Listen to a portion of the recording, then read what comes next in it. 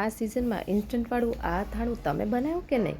કારણ કે અમે હમણાં થોડાક દિવસ પહેલાં જ આની પહેલાંનો વિડીયો જ એટલે કાચી કેરીનું ઇન્સ્ટન્ટ અથાણું મૂકેલું, જે બધાને બહુ જ ગમ્યું હતું. તો ઘણા બધા એવી ડિમાન્ડ કરી હતી કે તમે ગોળ કેરી કરો ને, એટલે કે ગોળ કેરી મેં આજે ઇન્સ્ટન્ટવાળી બનાવેલી છે. તો એ હું કઈ રીતે બનાવું છું કે ઇન્સ્ટન્ટલી આપણે ખાઈ પણ શકીએ, તરત ને તરત આપણે એને યુઝમાં લઈ શકીએ. તો એના માટે મેં અહીંયા 250 ગ્રામ જેટલી કેરી લીધેલી છે.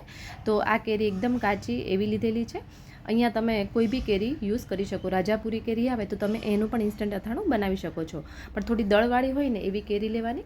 તો મેં અહીંયા નાની નાની કેરી લીધેલી છે અને એને એકદમ પ્રોપર એકવાર ધોઈ લીધેલી છે ઉપરથી, એટલે ઉપરનો ચિકાશનો ને ભાગ હોય ને એ જતો રહે. પછી એની છાલ એકદમ ઉતારી દીધેલી છે. એટલે છાલ ઉતારી અને બીજી વાર પણ મેં ઉતારી દીધેલી છે. એટલે 2 વાર છાલ ઉતારું તો એકદમ વ્હાઈટ થઈ જશે, નહીં તો શું થશે, જલ્દી ગળશે નહીં. એટલા માટે એટલે આ રીતે 2 વાર મેં એની છાલ ઉતારી અને ફરી એકવાર ધોઈ અને લૂછી દીધેલી છે. કારણ કે આપણે ઇન્સ્ટન્ટ બનાવતા હોય ત્યારે આને આપણે પલાળી નથી રાખવાની, સીધી જ યુઝમાં લેવાની હોય, એટલે પ્રોપર ધોવાની અને એને લૂછી દેવાની પ્રોપર.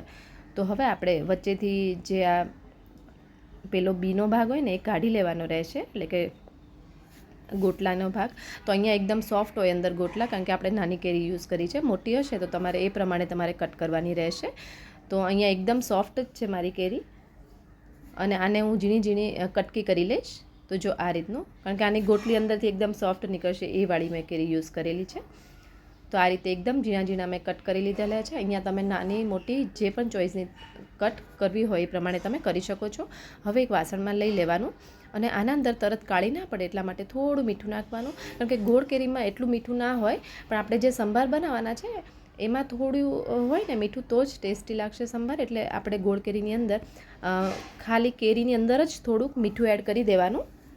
એટલે પછી લાસ્ટમાં તમારે ચાખીને એડ કરવાનું. વધારે પડતું મીઠું ના થઈ જાય એ ખાસ જોવાનું, કારણ કે ખાટી કેરીમાં આપણે વધારે મીઠું યુઝ કરતા હોય, એટલા માટે આમાં ઓછું યુઝ કરવાનું છે ગોળ કેરીમાં. હવે એને એકવાર મિક્સ કરી, એટલે કે ઉપર નીચે હલાવી ગોળ તરત નાખી દેવાનો. તો અહીંયા જો મેં એકદમ દેશી ગોળ જે છે ને સોફ્ટવાળો એવો જ લીધેલો છે, એટલે જલ્દીથી ઓગળી જશે, એટલે કે એકરસ થઈ જશે. અને જો તમારી પાસે આવો ગોળ ના હોય તો તમે એને છીણીને લઈ શકો છો, કે એકદમ ઝીણો ઝીણો સુધારીને. તો અહીંયા મારે એકદમ ઇઝી જ રહેશે. તો અહીંયા મેં 4 થી 5 ચમચી જેટલો ગોળ નાખેલો છે. જે રીતનો તમારે ગોળ કેરીનો રસો રાખવો હોય ને, કારણ કે ગોળથી જ એનો રસો બનવાનો છે, તો જે પ્રમાણે તમારે રસો રાખવો એ પ્રમાણે તમારે ગોળ એડ કરવાનો રહેશે. અહીંયા હું મસાલો થોડો ઓછો યુઝ કરી છે, એટલે મેં ઓછો ગોળ નાખેલો છે.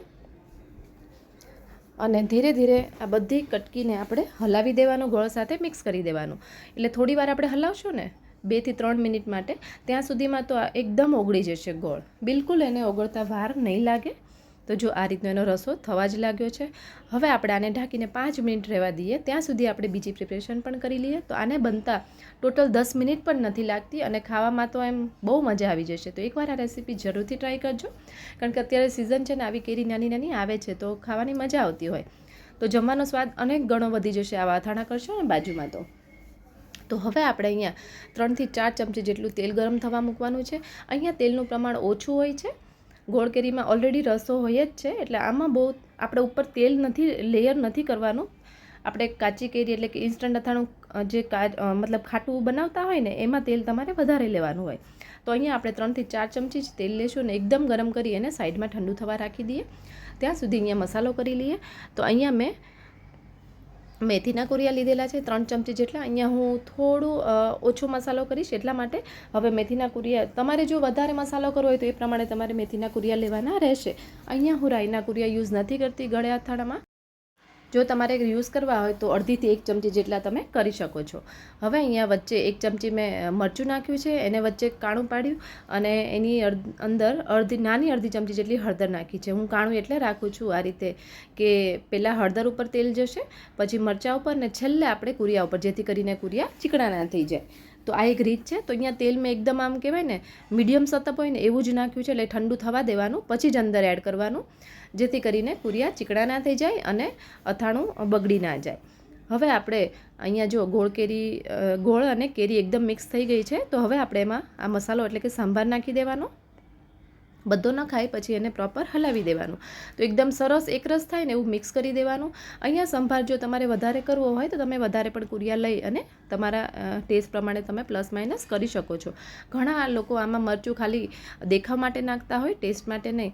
તો તમારે ઓછું નાખવું હોય તો ઓછું પણ નાખી શકો છો, પણ મેં અહીંયા 1 ચમચી લીધેલું છે કારણ કે મને તીખું જોઈએ, થોડું ગળ્યા સાથે બેલેન્સ થવું જોઈએ તીખાશ પણ, એટલે એ પ્રમાણે હું એડ કરું છું. હવે આથાણું ઇન્સ્ટન્ટવાળું છે એટલે આપણે એને પલાળીને નથી રાખી કેરીને અને સૂકવી પણ નથી, એટલા માટે તમારે આને ફ્રીઝમાં જ રાખવાનું રહેશે કારણ કે આમાં ગોળનું પ્રમાણ હોય છે. ગોળ સાથે કેરીનું પાણી થશે, એનાથી પાણી છૂટશે અને ફૂગ જલ્દી લાગી જાય, એટલા માટે આને 1 કલાક માટે આ રીતે મિક્સ થવા દેવાનું. બહાર રાખી તરત જ એક એરટાઇટ કન્ટેનરમાં ભરી ફ્રીઝમાં રાખી દેવાનું, તો તમે લાંબા ટાઈમ સુધી એનો આનંદ માણી શકો છો. એ વાતનું ખાસ ધ્યાન રાખવું. જેને ગોળ કેરી બહુ ભાવતી હોય એ કમેન્ટ જરૂરથી કરજો. તો ચલો ફરી મળીએ એક નવી રેસીપી સાથે. Thank you.